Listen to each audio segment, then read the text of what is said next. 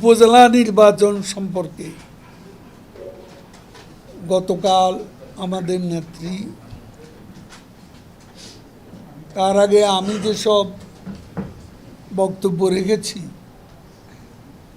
অনেকেই ভেবেছিল বোধহয় এটা আমি নিজেই নেত্রীর নামে বলে বেড়াচ্ছি, কিন্তু গতকাল নেত্রী নিজেই খোলাসা করে বলেছেন, স্বজন বলতে তিনি সুনির্দিষ্টভাবে, স্বজন বলতে সন্তান, স্ত্রী, সন্তান,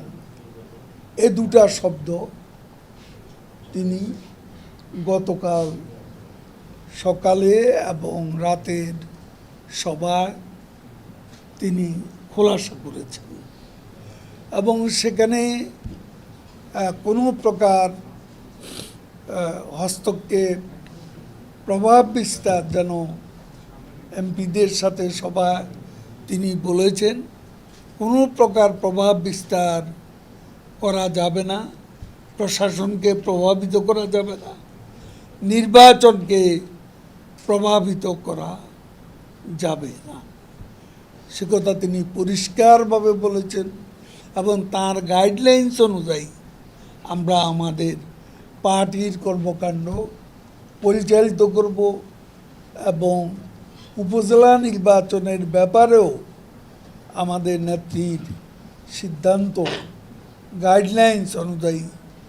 আমরা আমাদের দায়িত্ব পালন করব। বিকাশে কম খরচে ক্যাশ আউটের লিমিট বেড়ে 50,000, প্রিয় এজেন্টও 2টা। একটা প্রশ্ন আপনারা হয়তো করতে পারেন যে আমার স্বজনও একজন প্রার্থী হয়েছে আমার নিজের উপজেলায়, তো সেখানে প্রশ্নটা হচ্ছে আমার এই প্রার্থীটার পেছনে সমর্থন আছে কিনা, সম্মতি আছে কিনা, আমি তার পক্ষে প্রশাসন বা নির্বাচনকে প্রভাবিত করার চেষ্টা করছে কিনা সরেজমিনে, সেটাই উপলব্ধি করার বিষয়। আমার পার্টির কারো এর সাথে কোনো সংযোগ নেই,